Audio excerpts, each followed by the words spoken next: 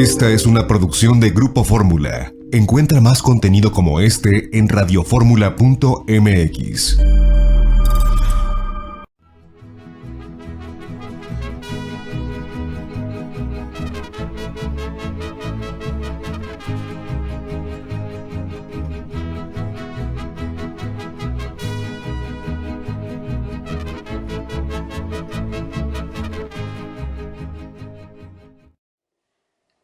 Amigas y amigos, muy buenas tardes tengan todos ustedes. Los saluda con el afecto de siempre José Manuel Villalpando, aquí en una emisión más de su programa La Historia que Quiero Vivir, que como todos los sábados, sábado que es el día de la historia, las 4 de la tarde que es la hora de la historia, estamos transmitiendo a través de los micrófonos y frecuencias de Radio Fórmula.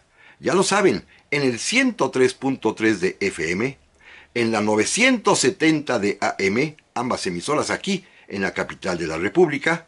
Pero este es un programa que llega también a muchísimas, cada vez más, ciudades del interior de nuestra patria y a los Estados Unidos de América, Puerto Rico, Canadá y bueno, a todo el territorio nacional y a todo el mundo también, por supuesto, en la página de internet www.radioformula.com.mx, que es muy fácil de sintonizar, además de que, como ustedes bien saben, se sube el video de este programa a las 5 de la tarde, ya sea a mi página de Facebook o bien también a mi canal de YouTube. Les recuerdo también que están a su disposición nuestras vías electrónicas que permiten comunicarnos y que respondo de inmediato, ya sea en mi correo villalpandohistoriador@gmail.com, en mi página de Facebook Villalpando y la Historia, ambas totalmente a sus órdenes. Gracias por su compañía, por su presencia tan alentadora en este sábado por la tarde, y si les parece bien, amigas y amigos, vamos a comenzar.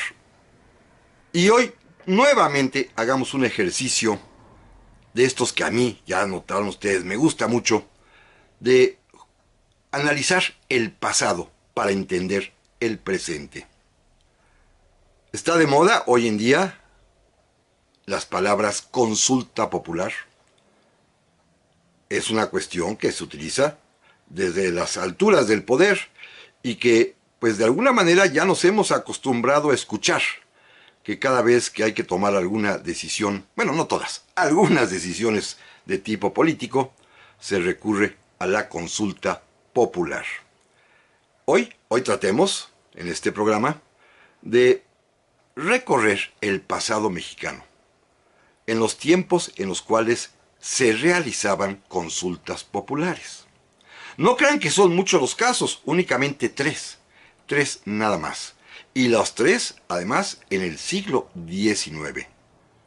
Los protagonistas de estas consultas populares, quienes las iniciaron, quienes las empujaron, quienes querían saber qué opinaba el pueblo, fueron Agustín de Iturbide, Antonio López de Santana y Maximiliano de Habsburgo. Los tres recurrieron a consultas populares. Claro, llamadas de otra manera, pero finalmente es exactamente ese mismo término, la consulta popular. Necesitamos, como siempre lo insisto, darle a la historia un sentido de contemporaneidad para entender el presente, para poder enfrentar el futuro. Y en este caso, pues la historia nos demuestra que en las ocasiones en que México se han realizado consultas populares, insisto, independientemente de las que han existido los últimos 3 o 4 años en nuestro país, nunca antes hubo, sino en el siglo XIX, en donde se realizaron 3. Simplemente descartemos ya el siglo XX, donde jamás a nadie se le ocurrió hacer una consulta popular, ni tampoco los primeros 18 años del siglo XXI. Tampoco nadie hizo consultas populares. Naturalmente, este término de consulta popular hoy se envuelve en un caparazón, llamémoslo así, en una especie de envoltura que los teóricos de la política llaman hoy en día democracia participativa. Este derecho que tiene el pueblo somos todos nosotros, de participar en las decisiones de gobierno. Claro, cabe preguntarse, y yo me lo pregunto a mí mismo, si estamos preparados para eso. Por supuesto, la democracia participativa funciona muy bien en pequeñas decisiones, por ejemplo, en qué se gasta el presupuesto de una pequeña comunidad, qué obras públicas hay que hacer o urgen también en alguna localidad pequeña. Pero no sé si los seres humanos normales, que tenemos vida común y corriente, estemos preparados para preguntas tales como si debe construirse o no un aeropuerto, si debe construirse o no un ferrocarril, si debe autorizarse o no la instalación de una empresa, porque yo en lo particular y en lo personal lo confieso, no me siento capacitado y tengo absoluta carencia de información de esos temas. Yo no podría opinar. Para eso, la humanidad inventó desde hace muchísimos siglos la democracia representativa, que es la que México adoptó desde el año de 1824. En ella, en la teoría por supuesto, el pueblo elige y confía a los que considera más aptos, a los mejores, para que ellos se encarguen de gobernarnos, de dictar leyes mediante el estudio y la reflexión. Si ustedes se han fijado, el proceso legislativo en las cámaras, pues es un proceso que dilata tiempo, que lleva muchos días, a veces meses y hasta años, porque se supone que nuestros diputados y senadores están estudiando,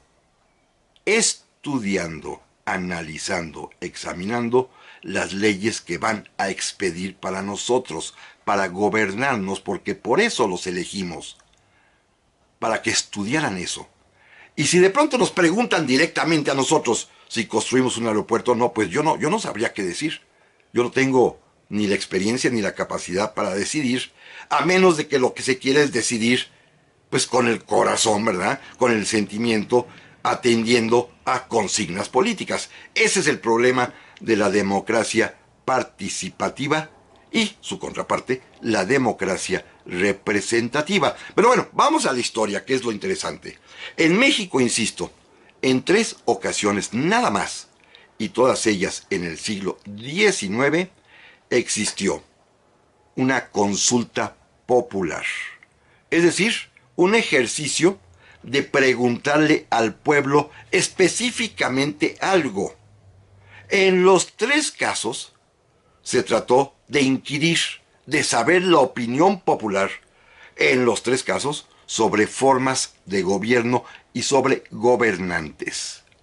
En los 3 casos, que esto es algo muy interesante, se trata de 3 personajes que ya los comenté: Agustín de Iturbide, Antonio López de Santana y Maximiliano de Habsburgo. Los 3 han sido calificados de conservadores. En los 3 casos, se trata de personajes que, haciendo una especie de ejercicio que a veces hemos realizado aquí de psicohistoria, la psicología de los personajes, se trata de hombres, Iturbide, Santana, Maximiliano, muy necesitados de reconocimiento, que les surge el aplauso, que les surge que el pueblo los vea, los aprecie, los quiera.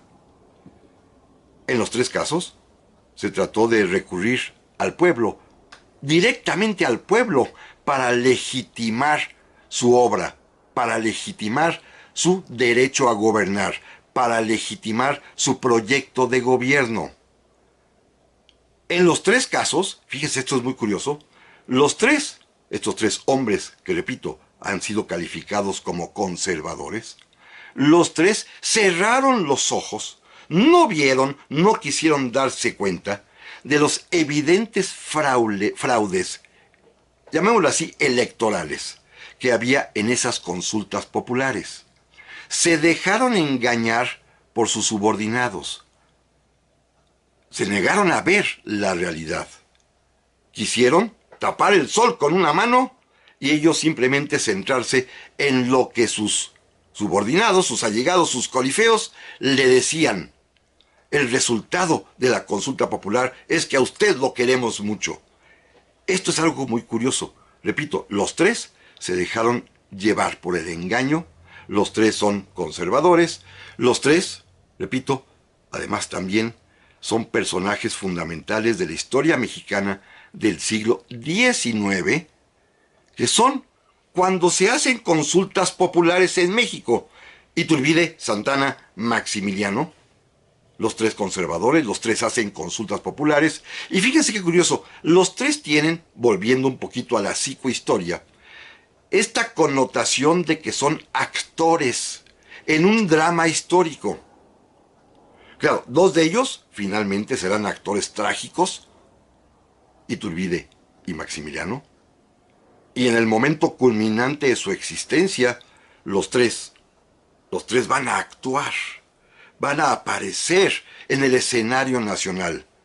Iturbide y Maximiliano morirán ejecutados, Santana morirá en su cama, él es un actor cómico en realidad, pero los tres tienen este común denominador, que requieren aplausos, que les gusta estar frente al escenario, que quieren este reconocimiento popular. Y los tres, repito, a quienes hemos calificado como conservadores, los tres recurrieron a la consulta popular para legitimarse. Esta es la historia que quiero proponerles que platiquemos el día de hoy, simplemente como una especie de soporte, de base de conocimiento para entender lo que hoy sucede en nuestro país. Hoy, repito, se habla mucho de consultas populares y hay para todo, pero en México, pues solamente existieron tres y allá en el remoto siglo XIX. Esto es lo que vamos a platicar y lo que les propongo, si a ustedes les parece bien, en un momentito más.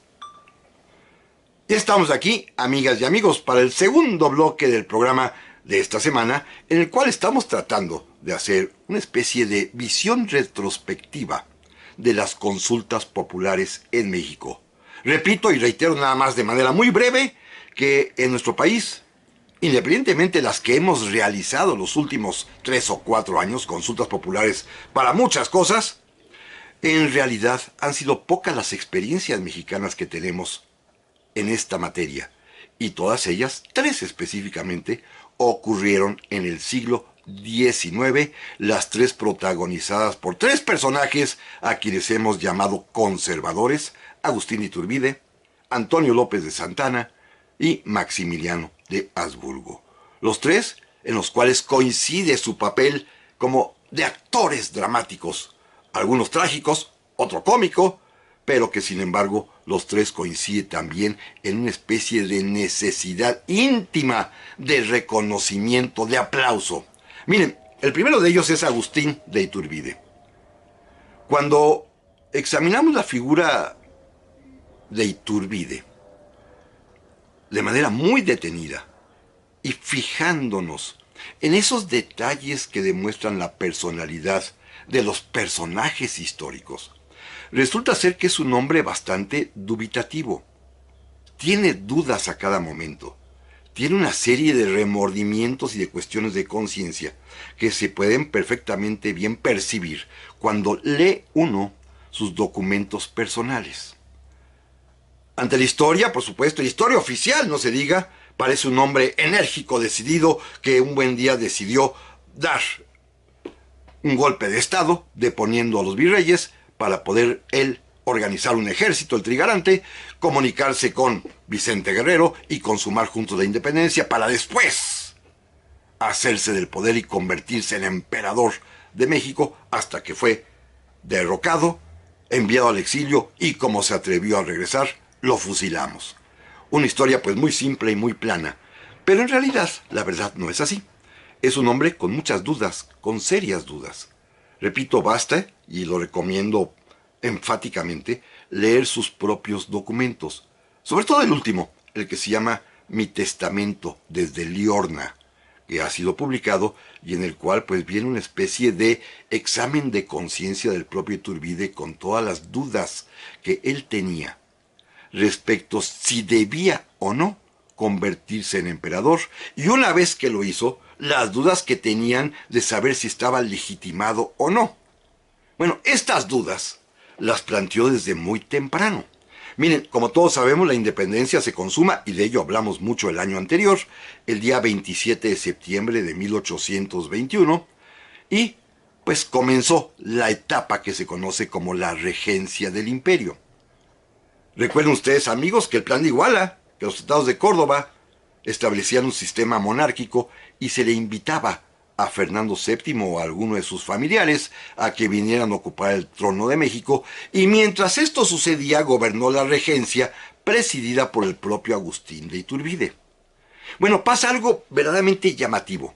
Mientras esperan la respuesta de España, mientras espera a que Fernando VII se digna responder, que nunca va a responder, al contrario, va a decir que somos unos vasallos rebeldes, en esos meses, particularmente en el mes de enero, hacia fines del mes de enero de 1822, a Agustín Iturbide le entró la duda de si México de veras quería ser un imperio o si ya era tiempo de que se estableciera una república. Le entró la duda a Agustín de Iturbide. No sabía qué hacer, no sabía cuál era el sentir de la población, no sabía qué pensaba la gente, ignoraba lo que el pueblo de México quería. Había hecho la independencia, había proclamado el Plan de Iguala, había concertado los tratados de Córdoba, había entrado triunfalmente y consumado la gesta libertaria, pero de pronto se dio cuenta que no sabía qué es lo que la gente, lo que el pueblo deseaba. Y entonces es a él al que se le ocurre la primera consulta popular. Claro, una consulta popular, y esto hagamos también la aclaración, en los términos y posibilidades que era factible en aquel tiempo realizar. No con los elementos que tenemos hoy en día, que todos sabemos que se va a las casillas, se vota un sí o un no, o si quiero o no quiero, o qué opino, y de inmediato comienza a las 6 de la tarde los conteos de votos, y por internet tenemos un PREP, un programa de resultados previos que va dando información, y al día siguiente ya sabemos cuál fue la voluntad popular expresada en las urnas. No, hagamos de cuenta que hace 200 años, exactamente hace 200 años, cuando se realiza la primera consulta popular, pues los métodos, los sistemas, los procedimientos son muy rudimentarios. Entonces Iturbide, adaptándose a lo que él tiene, lo que él puede hacer, fíjense bien, dispuso que para el día 22 de marzo de 1822 se llevara a cabo una consulta popular, una primera consulta popular en territorio mexicano, y que se realizó, fíjense qué curioso, hace poquito más de 2 siglos, el 22 de marzo de 1822. 2 siglos y un mes, si ustedes quieren. Fue la primera consulta popular. Repito, el procedimiento no es como el de hoy. Iturbide, desde fines de enero de ese año, había enviado una carta personal a cada uno de los, llamémoslo así, gobernadores de las diversas provincias, la autoridad que estaba a cargo de las diversas provincias, los antiguos reinos y provincias que se habían independizado y que ya formaban ahora México y que habían dejado de ser Nueva España, y les pedía a estos hombres, a estas autoridades, que reunieran a los vecinos más destacados, a los que eran brillantes, a los que tenían fama por su prestigio, por sus luces, por su industrialidad, por su trabajo, a lo mejor y a lo más granado de cada lugar, para que la autoridad política, en nombre del presidente de la regencia, en nombre de Iturbide, les preguntara a todos cuál era a su juicio la mejor forma de gobierno para este país naciente, la monarquía o la república. Esto encargó Iturbide a todos los funcionarios, a las autoridades locales de todo el país, un país enorme, recuerden que va desde Costa Rica en el sur hasta California, la Alta California en el norte, y a todos ellos les encomendó que preguntaran, que inquirieran ante los pobladores, a los más representativos, que les preguntaran, insisto, ¿qué es lo que quieren? ¿Monarquía o república? ¿Cuál es el sistema de gobierno? Y estos hombres cumplieron con el encargo, hicieron las encuestas, las preguntas, reunieron a la gente, en nombre de Iturbide les preguntaron, ¿qué prefieren? ¿Una república o una monarquía?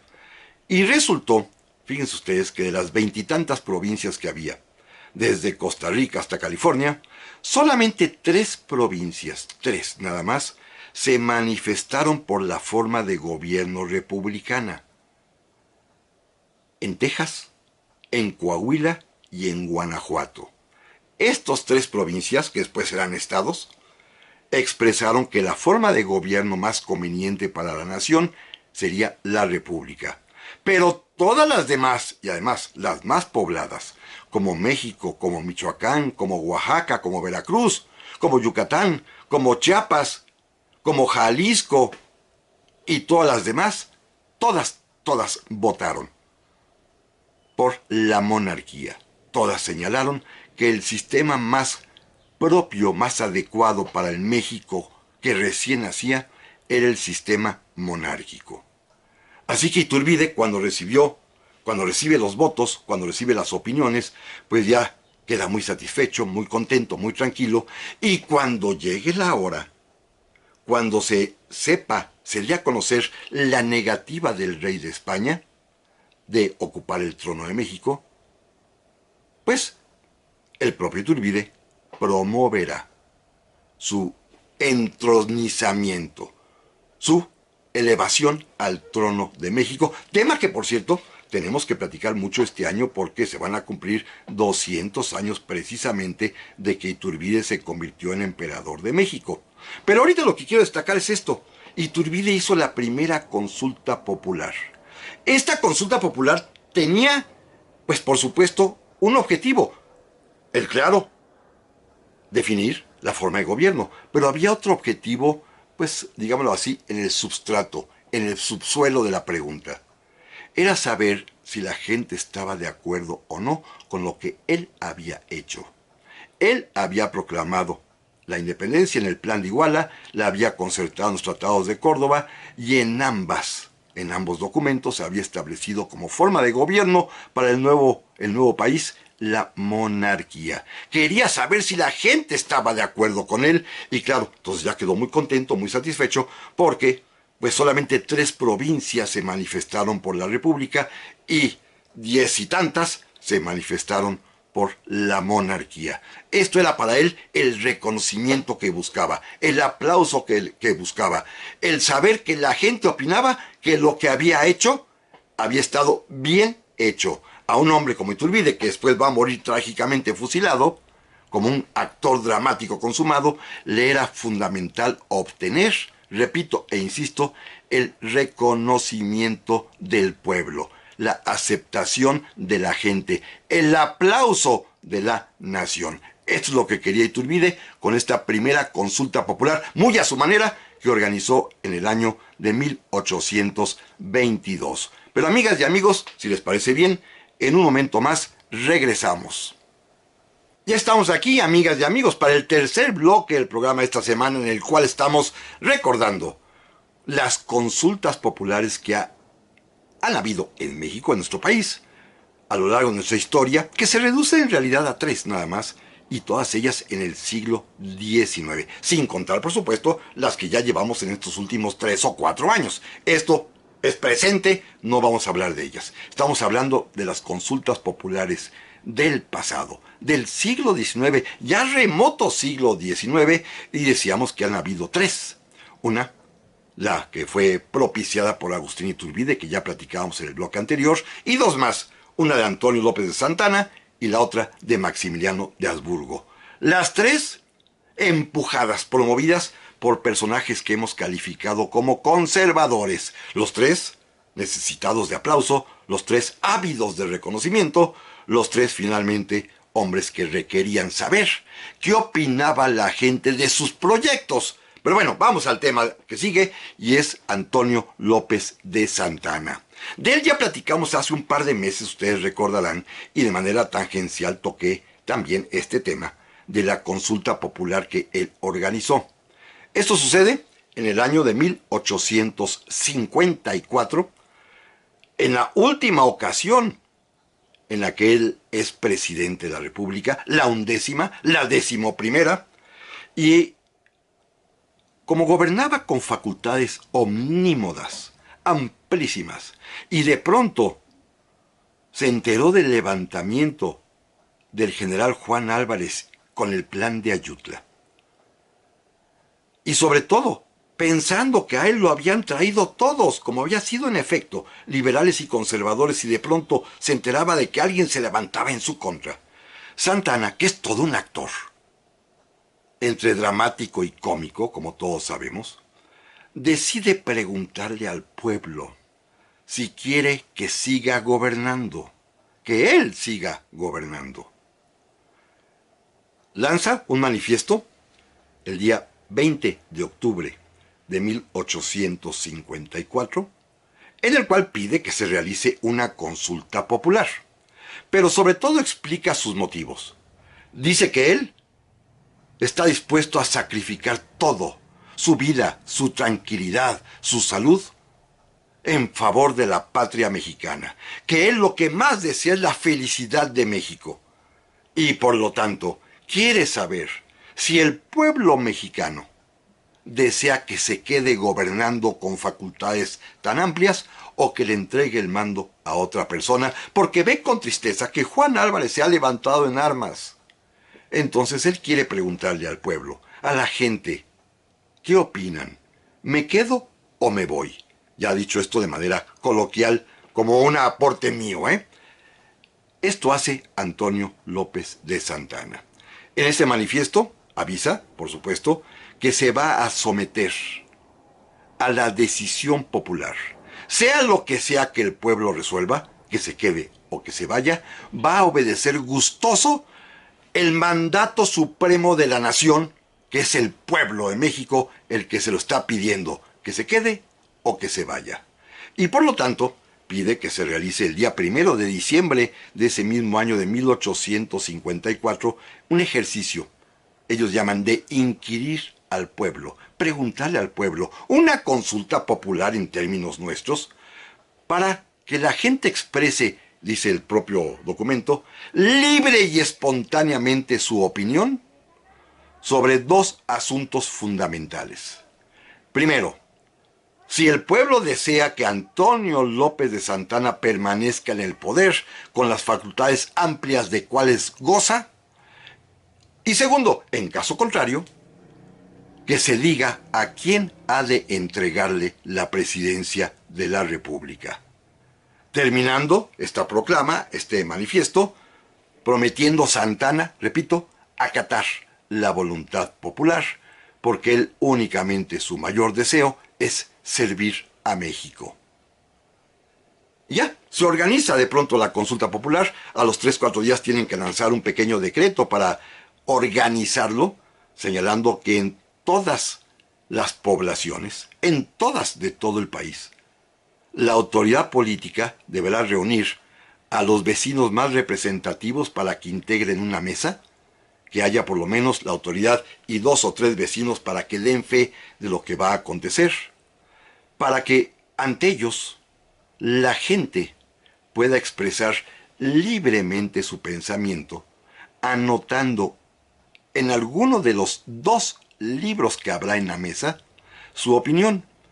Va a haber un libro para el sí, en donde la gente anotará: yo, fulano de tal, pido que se quede Antonio López de Santa Anna.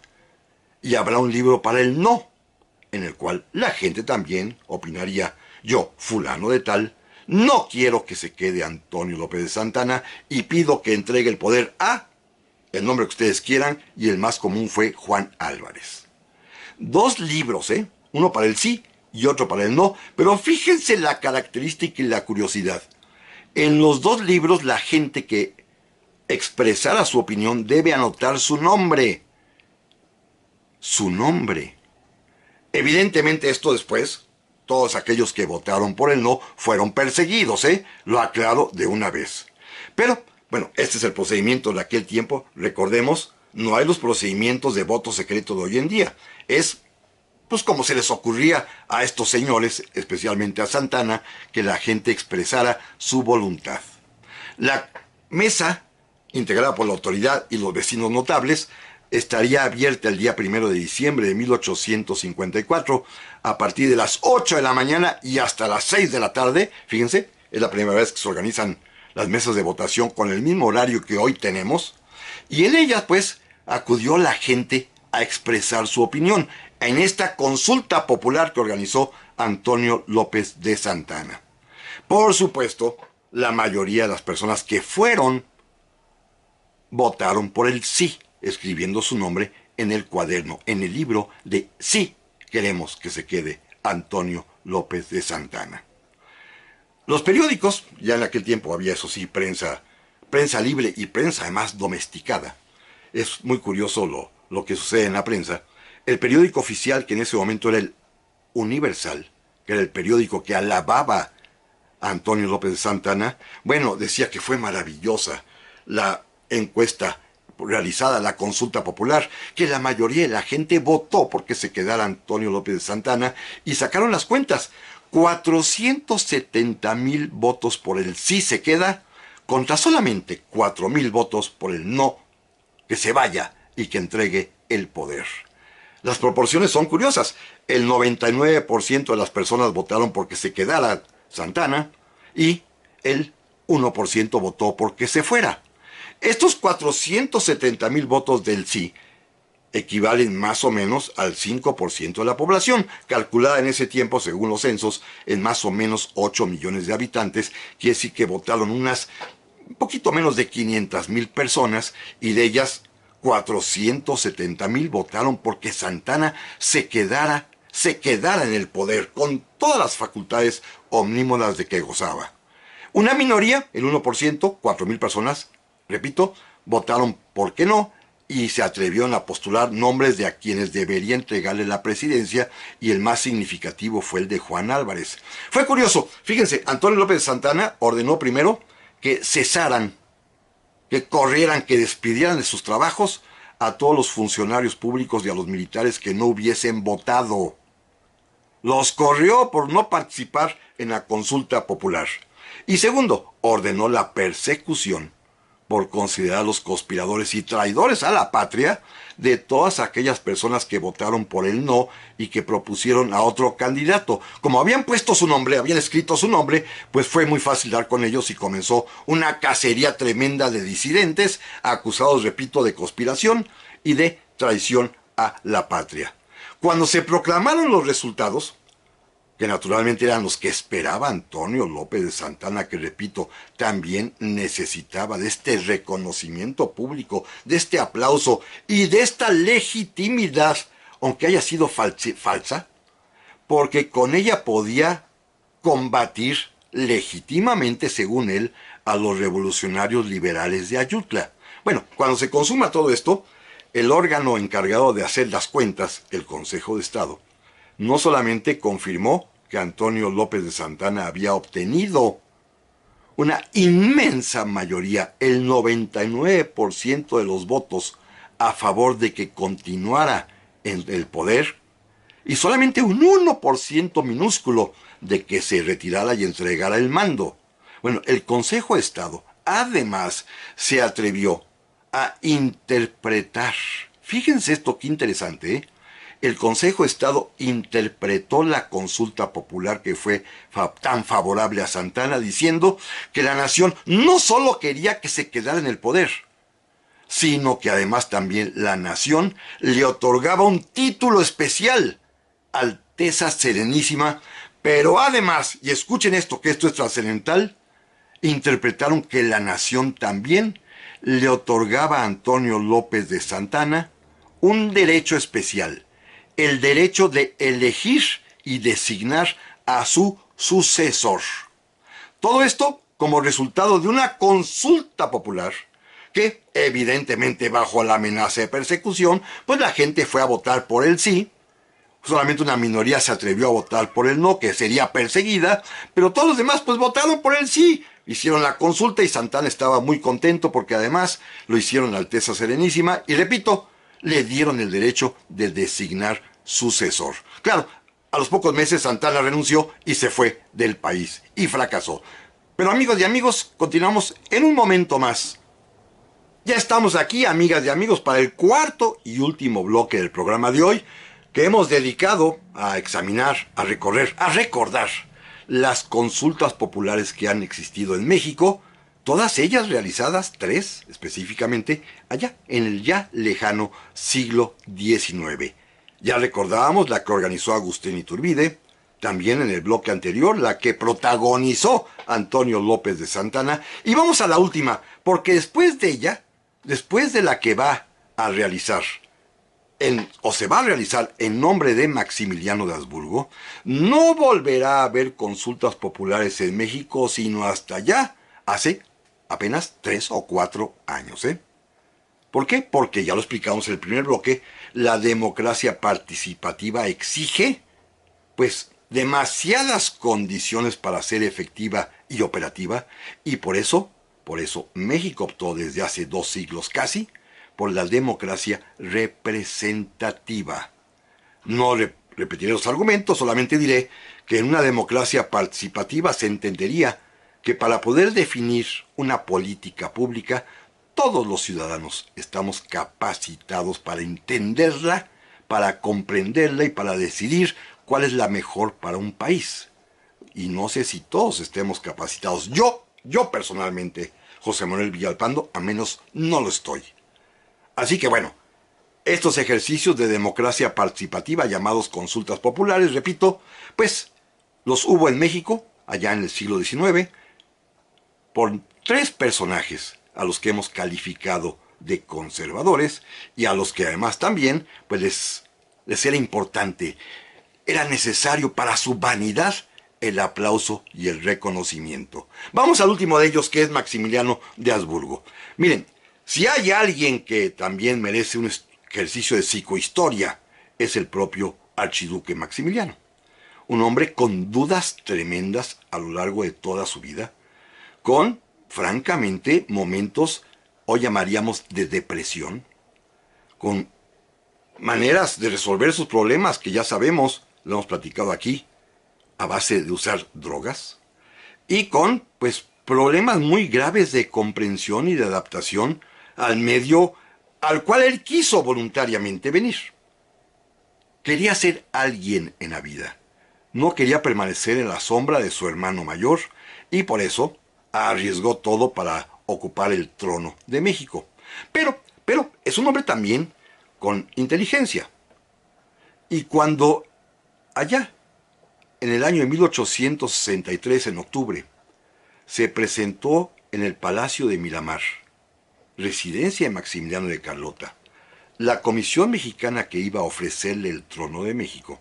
Por supuesto, eso bastó para llenarlo de orgullo, para que se animara muchísimo, pero, repito, depresivo pero inteligente. Se dio cuenta que una cosa es que este puñado de conservadores me vengan a ofrecer el trono de México, y otra muy distinta, que sea el pueblo mexicano quien me lo ofrezca. Él sabía perfectamente bien, pero dejó que su mente olvidara ese recuerdo. Él sabía que México estaba invadido por el ejército francés. Esto prefiere no pensarlo. Y entonces le planteó a la Comisión Mexicana: oigan, muchas gracias, qué bueno que me ofrecen el trono de México, me siento orgulloso que hayan pensado en mí, pero les puso una condición: que se exprese la voluntad nacional para que él sepa si efectivamente el pueblo mexicano quiere que él sea el emperador de México. Claro, él no sabía, o si sabía, pues lo olvidaba prudentemente, que los propios conservadores mexicanos le habían enviado una carta a Napoleón III diciéndole: oiga, recomiéndenos un emperador. Pues, y Napoleón contestó: Maximiliano. Bueno, si no es él, nos recomienda a otro, por favor. Fíjense, esos grados de, pues, ayepción que tienen los conservadores mexicanos, no los recordaba Maximiliano en ese momento. Simplemente él quiso que el pueblo mexicano expresara su opinión. Y entonces se organiza una consulta popular, la tercera de nuestra historia. Fíjense bien cómo procedieron. Todas las autoridades en las ciudades, en las villas, en los pueblos, levantaron un acta con los vecinos de cada lugar, en el cual expresaban su deseo de que Fernando Maximiliano de Habsburgo fuera emperador de México. Un hombre que ni siquiera conocía. Imagínense que iban a conocer de Fernando Maximiliano de Habsburgo en algún pueblito en Sinaloa, o en Durango, o en Campeche. Pero bueno, todas las autoridades levantaron estas actas, y en todas las que, y esta es la cosa curiosa, en todas las ciudades, pueblos, villas, lugares donde había soldados franceses, ¿qué creen? En todas ellas resultó unánime la petición, el deseo de los habitantes de esos lugares, de esas ciudades, de esas villas, de que fuera Maximiliano. Fue sorprendente. Todos los lugares donde había tropas francesas, todos esos lugares se pronunciaron por el nombre de Fernando Maximiliano. Es curioso, en los lugares donde no había tropas francesas, ahí no se levantó ningún acta. ¿Me entienden esta farsa? Se levantaron las actas en los lugares donde había soldados invasores. Las bayonetas francesas fueron las que organizaron la consulta popular, y por supuesto el resultado está en que en todas ellas, en todas las actas que se levantaron, en todas, absolutamente en todas, de manera unánime, se pedía a Maximiliano que viniera a gobernarnos. Miren, es algo muy curioso. La población de México se calculaba en poco más de 8.5 millones de habitantes en ese momento, en 1863-64, y las actas que se mandaron a Miramar para que Maximiliano viera con sus propios ojos cómo el pueblo de México lo quería, porque la consulta popular había sido todo un éxito. Las actas sumaban un poquito más de 5 millones de votos. Maximiliano, que sabía matemáticas, por supuesto, dijo: ¡oh! Quiere decir que 2/3 partes de la población quieren que yo los gobierne. Entonces se emocionó, se sintió legitimado, y por lo tanto el día 10 de abril de 1864, cuando nuevamente fue la Comisión Mexicana Conservadora a preguntarle: ¿qué opinó? Ya tiene usted las actas. ¿Qué opina ahora? ¿Aceptaría ser nuestro emperador? Maximiliano contestó: claro que acepto. El pueblo mexicano me ha llamado. Y esto lo dijo él, ¿eh? Fíjense qué curioso.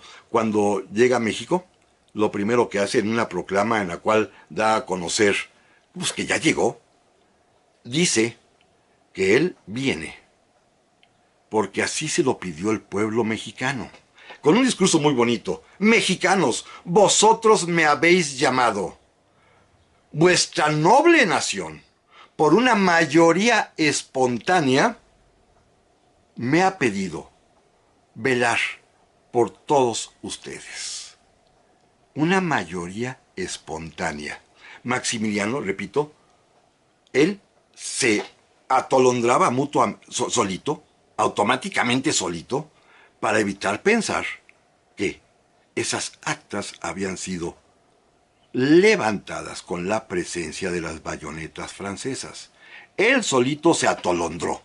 Él solito prefirió fingir, prefirió olvidar, y creyó, o necesitaba creer, que era el pueblo mexicano el que lo aplaudía, el pueblo mexicano el que lo llamaba, el pueblo mexicano el que quería que fuese el emperador. Esta es una historia fantástica, ¿eh? Maximiliano con esto sintió que se legitimaba cuando 2/3 partes de los mexicanos, según las actas, lo llamaban a gobernar. Ignoraba, pues, la cuestión de las bayonetas francesas, pero se trataba de engañarse a sí mismo, y así lo hizo. Como ustedes pueden ver, amigas y amigos, las consultas populares tienen ese riesgo: la manipulación. Las tres que hemos platicado del siglo XIX fueron evidentemente manipuladas por quienes levantaron la consulta, quienes organizaron la consulta. En el caso de Iturbide, las autoridades de cada pueblo, cada lugar, de cada provincia. En el caso de Santana, igualmente las autoridades de cada lugar. Y en el caso de Maximiliano, lo mismo, apoyados por los franceses.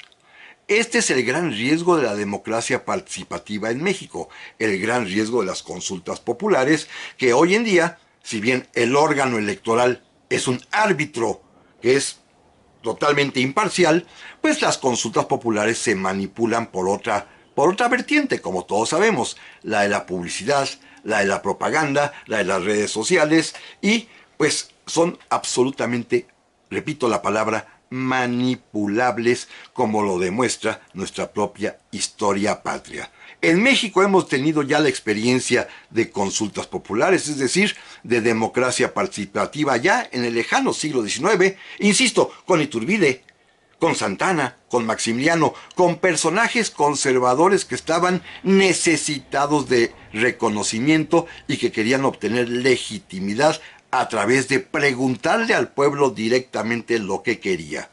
Esto simplemente es, repito, historia. Historia que tiene como objeto este sentido de contemporaneidad para entender el presente y prepararnos para el futuro. Amigas y amigos, les agradezco infinitamente su atención. Como siempre, la semana que entra, primero Dios, aquí nos escuchamos, aquí nos vemos y ya con otro tema distinto, porque pues ya se acabaron las vacaciones y ya hay que recobrar la vida normal. Pásenla muy bien y hasta pronto.